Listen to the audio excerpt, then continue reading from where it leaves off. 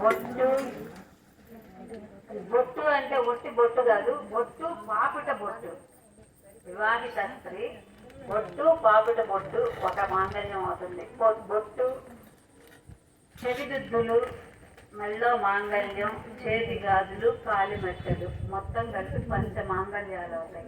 ఈ పంచ మాంగళ్యాల్లో పార్వతీదేవి అంటే వివాహిత అంటే పార్వతీదేవి, కన్య ఆమె వేరే, ఆమె బాలత్రిపుర సుందరి అవుతుంది. పెళ్లి కానంత వరకు కన్యకా పరమేశ్వరి బాలత్రిపుర సుందరి అవుతుంది.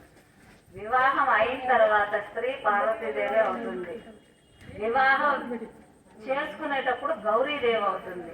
వివాహిత అయిన తర్వాత పార్వతీదేవి అవుతుంది. పార్వతీదేవి అంటే పర్వతరాజు పుత్రేనే పార్వతీదేవి కాదు, పరమేశ్వర వదనావతి పార్వతి.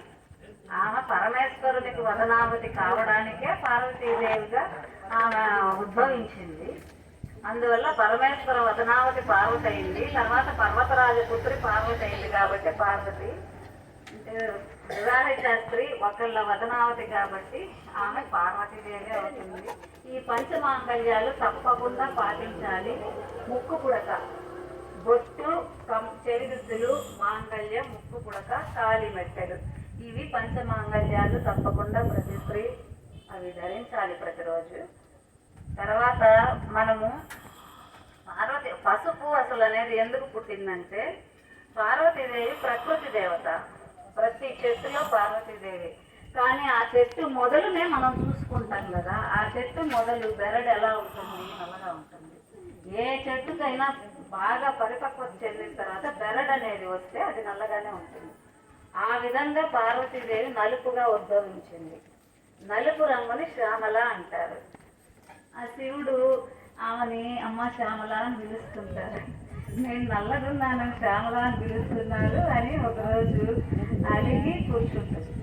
సరే ఇంకా నువ్వు అట్లా అలగద్దు అని చెప్పి ఆయన నీకేం కావాలి అంటే నాకు ఇల్లు కావాలి, నాకు రంగు కావాలి అని రెండు అడుగుతుంది.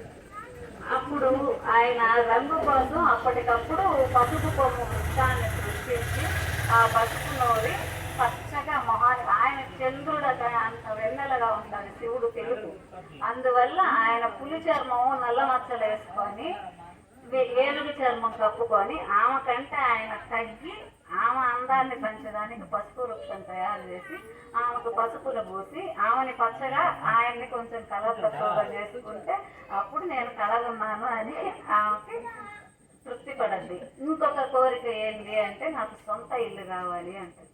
సొంత ఇల్లు అంటే మనం ప్రకృతి పురుషులం, మనకెందుకు ఏ చెట్టు పుట్ట ఏ కొండ కోన ఏదైనా మనదే, మనకు వద్దంటాడు. పార్వతీదేవి నాకు కావాలి అంటాడు.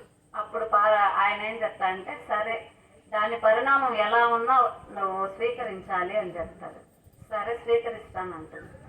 అప్పుడు ఆమె శివుడు ఏం చేస్తాడంటే విశ్వకర్మ భగవాను చేత మంచి గృహం కట్టించమని అడుగుతాడు. ఆయన ఇంకా సృష్టిలో లేనంత విధంగా ఆయన సృష్టికర్త కదా, అసలు ఆయన ఆమెకి పార్వతీదేవికి ఇల్లు కట్టించిస్తాడు.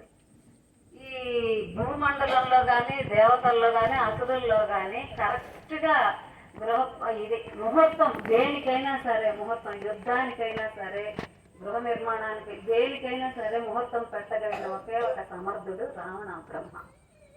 ఆయన చేత ముహూర్తం పెట్టిస్తారు. ఆయన చేత ముహూర్తం పెట్టిస్తే ఆయన పాపం గృహప్రవేశ ముహూర్తం పెడతాడు. అలానే వస్తాడు, నువ్వే గృహప్రవేశం చేయించమని అడుగుతుంది పార్వతీదేవి. అంటే శివునికి ప్రియభక్తుడు రావణ బ్రహ్మ.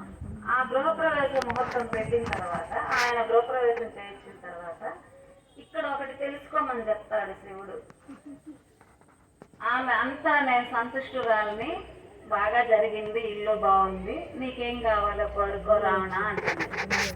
గురుదక్షిణగా పూజారిగా వచ్చావు కదా, ఏ పురోహితుడికి దక్షిణ ఇవ్వాలి కదా, ఏం కావాలో కోరుకో అంటే నీ మనసులో ఏముందో అదే చెప్పిస్తానంటది. అమ్మ నన్ను అడగద్దు, మీరు నచ్చింది ఇచ్చేయండి అంటాడు. లేదు నువ్వు తృప్తిగా ఇంటికి వెళ్ళాలంటే ఇల్లు ఇచ్చేయమంటాడు. ఆయనకి ఏంటంటే ఆ ఇల్లు నచ్చింది, దాంట్లోంచి బయటికి పోలేడు. అందువల్ల నాకు మనసులో తృప్తిగా పోవాలి నేను ఇంటికి అంటే ఈ ఇల్లు ఇచ్చేయమంటాడు. ఇంకా ఆమెకు చేసేదేం లేదు, మాట ఇచ్చింది. శివుడు పరిస్థితిని నేను చెప్పాను కదా స్వీకరించు అంటాడు. ఇంకా ఇల్లు పెకలించుకొని తీసుకెళ్ళి లంకలో ఉంటాడు. అప్పుడు లాస్ట్కి పార్వతీదేవి ఏమనుకుంది, మనది చెట్టు పుట్ట కొండ కోన మనది, ప్రకృతి పురుషులకి మనకెందుకు ఇల్లు అని చెప్పేసి ఇంకా ఆమె కాంప్రమైజ్ అయిపోతుంది.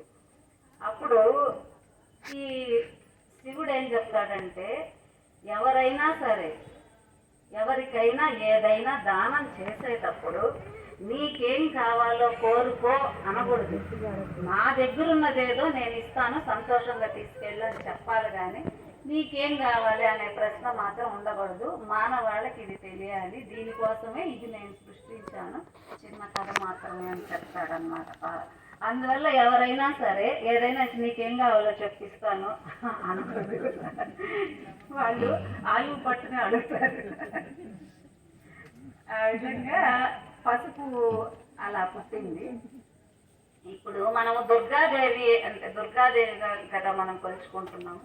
దుర్గాదేవి అంటే దుర్గతులను హరించున్నది దుర్గా.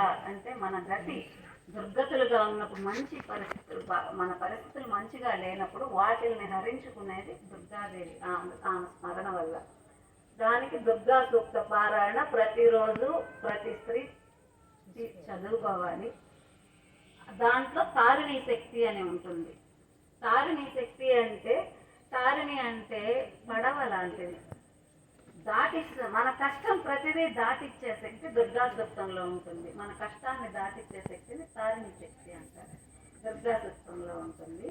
అది ప్రతిరోజు అందరూ దుర్గాం దేవిని శరణమహం ప్రపద్యే అనుకుంటే, దుర్గాదేవిని శరణు వేడుతున్నాను అని ఆ ఒక్క, ఇదంతా చదివే ఇది లేకపోయినా ఆ ఒక్క మంత్రం చదువుకోవచ్చు.